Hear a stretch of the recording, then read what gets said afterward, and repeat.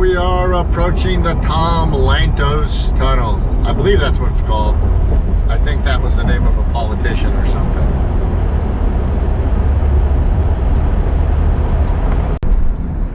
And just outside of the Tom Lantos Tunnel, there's a little lookout point to an area which is known as Devil's Slide. They've turned it into a little park and recreation area. There is a small parking lot, and there always seems to be a big turnover at this parking lot, so even though there's only about 10 spaces, you can usually get yourself a parking space if you wait for a few minutes or so. And now we're through the tunnel, and the next beach over here you're going to see on the right, that is Grey Whale Cove of Montara State Beach. And here's the parking lot for Grey Whale Cove of Montara State Beach.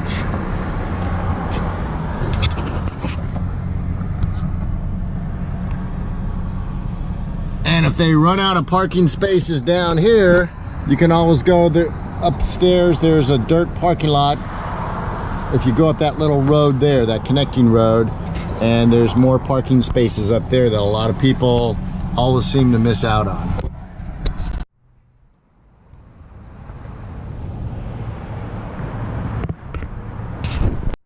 Not only is there parking here at Grey Whale Cove, at the top of the second parking lot, the dirt parking lot, as you can see, there are some outhouses there, which they clean on a regular basis.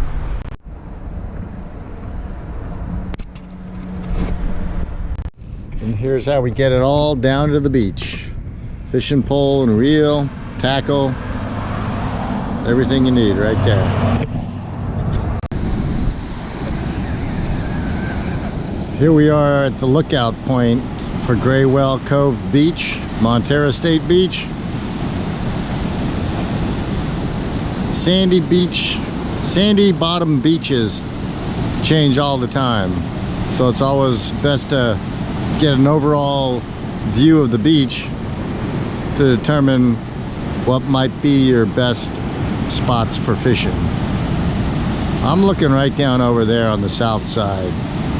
If you look over here to the north side, it looks a little more rough today, and I don't really see a trench over there. It's just kind of flat and level, and it's not the kind of water that fish are going to feel safe in. But over here, you see that big trench right there? That's all trench right there. There's a couple of guys down there. And that looks smooth and kind of trenchy over there too, so I think that's what we're going to try today. For those of you who want an easy way down to the beach, here's a set of stairs on the north side of Grey Whale Cove. You have to be careful, some of the stairs are starting to break, but it's still pretty good and smoother than taking the road, which I'm going to take on the south side. On the north side of Grey Whale Cove, right over there by Devil's Slide, there's a lookout that was built during World War II. My understanding is that it was there to look out for Japanese submarines. And a lot of people go up there. I do notice, however, that if you don't park in the Devil's Slide parking lot I showed you earlier that has about 10 spaces, and you just pull over to the dirt part of the road at the base of this submarine lookout place, every time I'm pulling out of here, I see the San Mateo sheriff over there with a ticket book. So I'm not sure if they're just warning people to be safe or if they're writing them tickets, but you better check that out before you park your car there.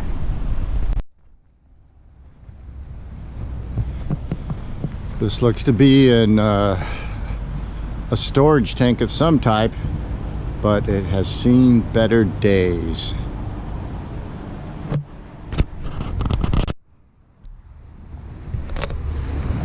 And here's the road on the south side of Grey Whale Cove that leads down to the beach.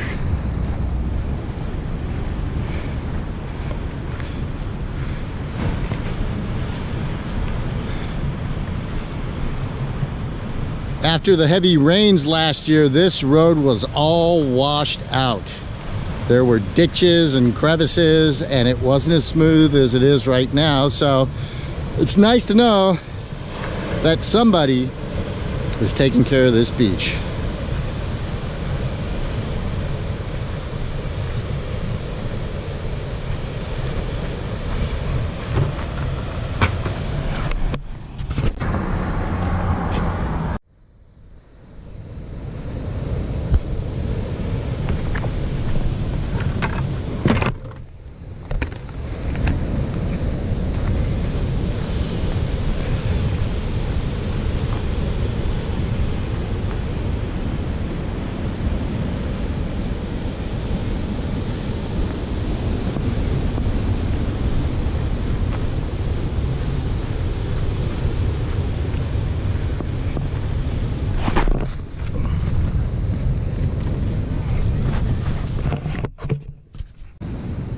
This is the south side of the beach.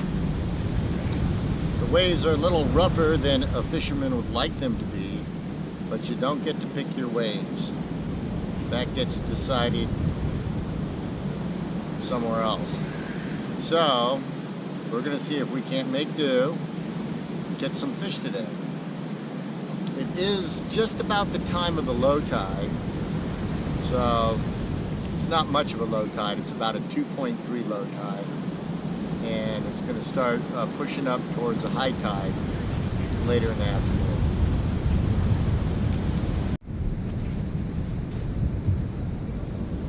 Okay, we're going to give it a shot with this old grub set up here. 4 grubs on a sabiki. That should attract a little attention. And we'll see if there's any perch or smelt out there. I don't think we're going to run into any striper today, but if there are striper out there, we're going to have to put on some bigger hooks.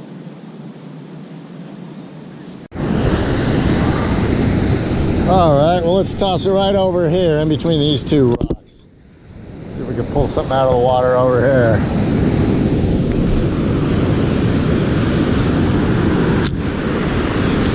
That's about as far as you need to throw it right there, because most of the perch that are feeding on sand crabs are feeding real close, because there they go. Look at all those sand crabs. Look at that on the sand there. Wow. They are in full force today. Okay, now I want to show you something. I want to show you why the perch come up so close when they're feeding on sand crabs.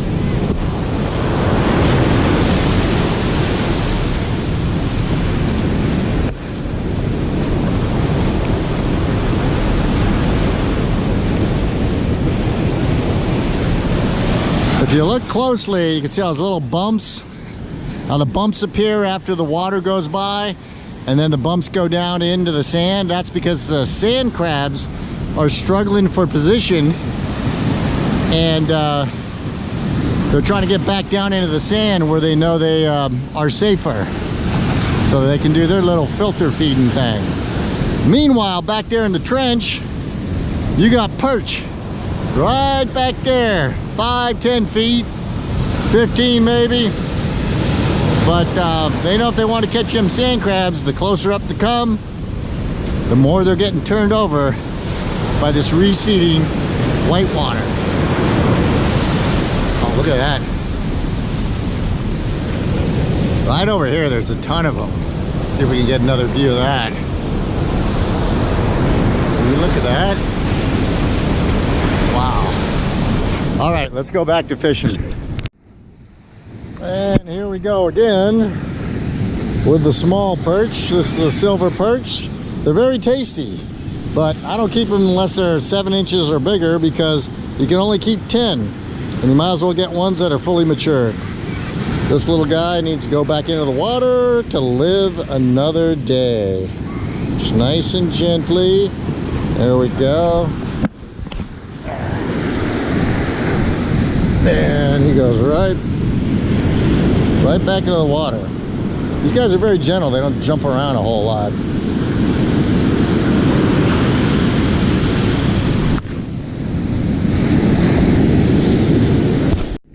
Okay, this one feels a little bit bigger than before. So let's see what we got this time. Yeah, Yeah, this might be a pan-sized fish to take home. Let's take a look.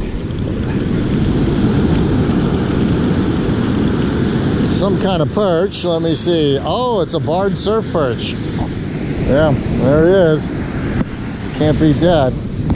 That's a keeper right there. That's probably about 10 or 11 inches, something like that. Good eating fish. We'll fillet him a little bit later. I'll show you how to do it. So this is what the worm and or grub shaking action looks like. We'll put a little motion on your artificial bait or your real bait. Motion always attracts attention, but this is what it looks like. I'd say every 10 seconds or so, give it a little jiggle like that. The grubs come to life, the worms look like they're moving, and if it's some other kind of bait, well, it just draws attention to it. Just like that. Give it a little jiggle, not too much, and then give it a little rest. And here comes another little silver perch. These guys are all over the place, but again, this one is pretty small, and I'm gonna let this person, or let this fish rather, live another day. Just try to be gentle with them, and you know you haven't been gentle with them if you look down here at the anal port and a bunch of guts are sticking out. The chances of survival at that point aren't that good, but this little guy hasn't been scared too much, and I'm just gonna put him right back into the ocean. You can see nothing coming out of the anus, and he's just be very gentle, and he will grow big, and someday you will catch him when he is about 10 inches long. There we go. Woo! So if you tie one of these little guys at the end of your line, then when it's time to change leaders, all you got to do is unhook this thing here and put the new leader on. We're going for bigger hooks and lesser hooks. Okay, so here's what we got here. We got these 2-aught bait holder hooks, which we're going to put a couple of different types of bait onto. And they're attached to this contraption, which I showed you before on my first fishing video. And then I'm giving it a little space between the bottom hook and the weight. And the reason for that is that there's some rocks over here, and I don't want my hooks to get stuck on the rocks. So I'll give them a little bit of distance, and I also will not use a pyramid weight when I got rocks down there, but I will use one of these disc-shaped weights here. This is a 5-ounce. The water's pretty rough today. And here's what we're going to use on this double 2-aught hook setup I got here. I'm going to use the rubber sandworm. They may not be completely rubber, so if I'm wrong about that, I'll have to do some research, but you know, it's not a real sand crab, that is, but it is an artificial piece of bait. And this one right here is an artificial pile worm, which is a type of ocean worm that the fish love to eat. So let's give this one a shot. Also want to show you these guys over here. When I was using those small grubs on the sabiki line, these guys here are just like these 4 or 5 inch pile worms here, but they're a little bit smaller, and they also work really good to get perch, smelt, or what's ever out there in the surf.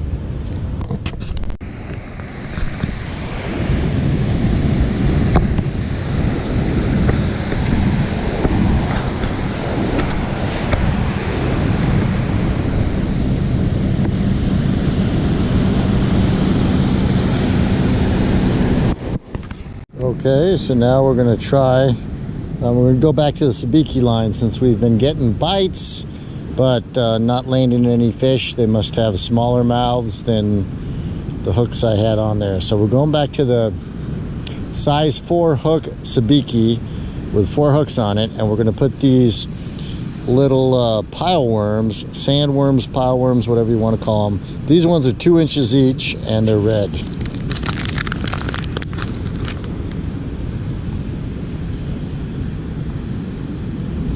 Looks just like the real thing.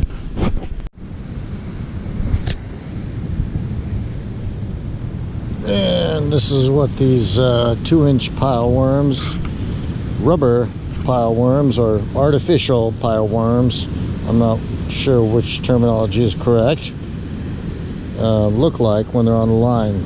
Just like the real thing, they bite them. And many times you'll get like 2 or 3 bites from the same fish. Well, at least you think it's the same fish because they come right after the other. So they must taste like the real thing as well. So they come packed in this juice, and to keep these things from drying up, you pack them right back in that juice. So that's the neat thing about these kind of pile worms, these artificial pile worms, is that you can reuse them again and again, and they're not as messy as real bait.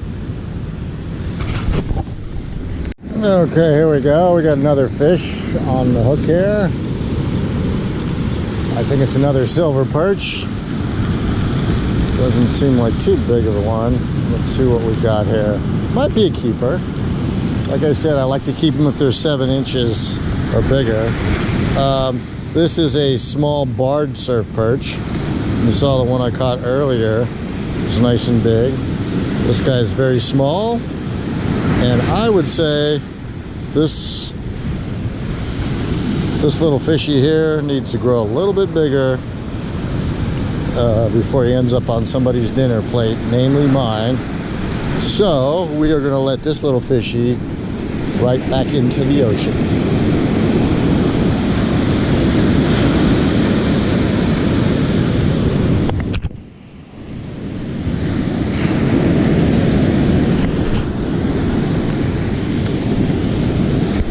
And here's a silver perch. All right, I think we got another fish here.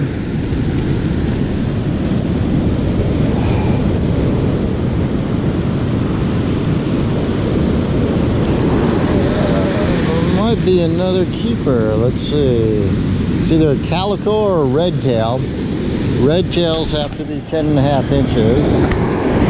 Calicos and red tails both look very similar, so let's take a look at the dorsal fin. That's the quickest way to tell. Calico, there you go.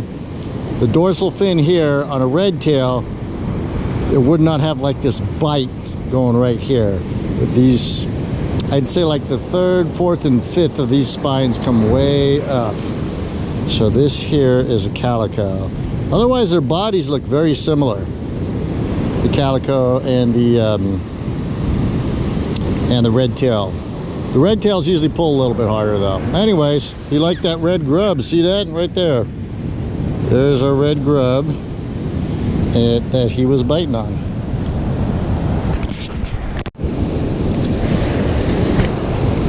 Motion once again for shaking rubber worms or grubs to give them a life of their own. Basically kind of goes like this.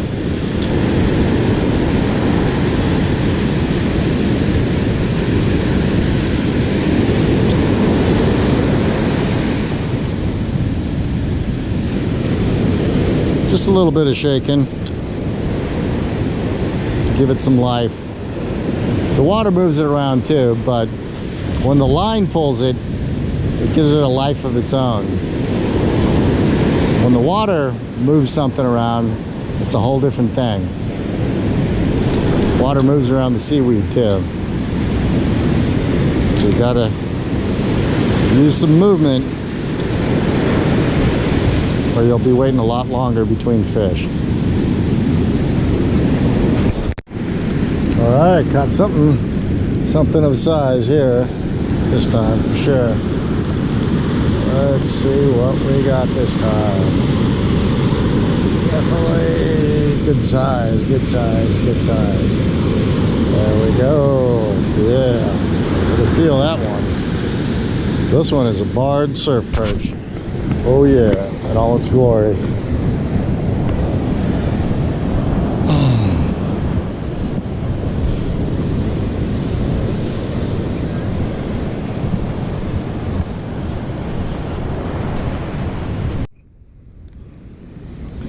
This thing here is a tool that's supposed to help you remove your hooks from your fish, or basically to get your fish off the line with as little trouble as possible. The dealio is, see these little hooks here like that? You're supposed to grab the bottom mouth like that. Grab the bottom part of the mouth. A lot of times guys just you'll see them pick up a fish by the bottom of the mouth there, but you grab it like that, and I have not even touched this fish yet. Not that that's such a bad thing, but this is another well, I don't know, 10 or 12 inch perch. I guess we could always measure it.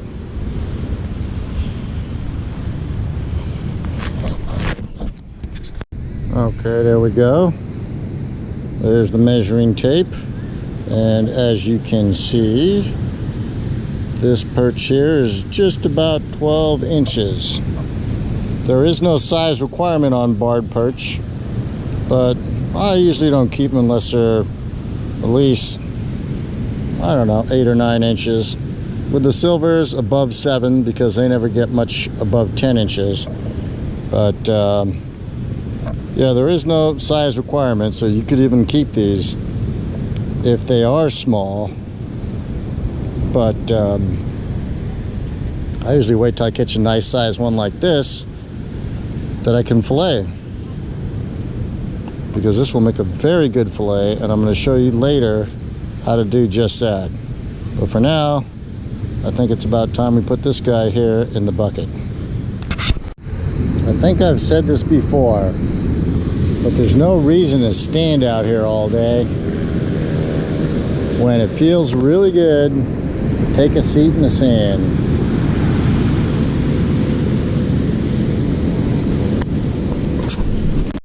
Oh, okay, looks like we've got another fish here. Feels like a small one if there's anything there.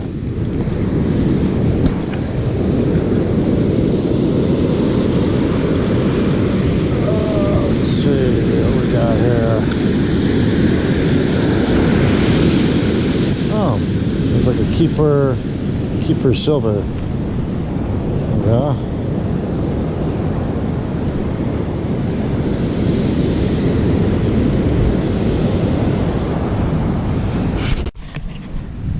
Okay, here we have the catch of the day, and what we got is we got 4 barred surf perch.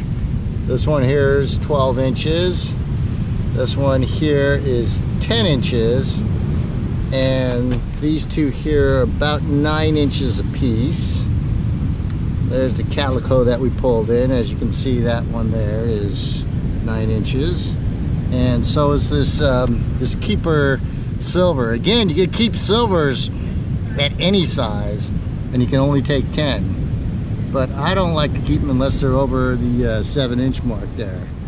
And this one's about 9 inches, and this one was about 8. So that should make some good fillets for dinner. And I will show you later on tonight just how to do that. Here's one more view of that lookout tower for Japanese submarines from World War II. You can see it's right near the edge of the cliff, and that is Devil's Slide. And well, these cliffs here are all some kind of sandstone, and as you can see, they make beautiful sand, but they are constantly in the process of eroding. And so I think eventually the little submarine lookout station from World War II will be somewhere underneath the water.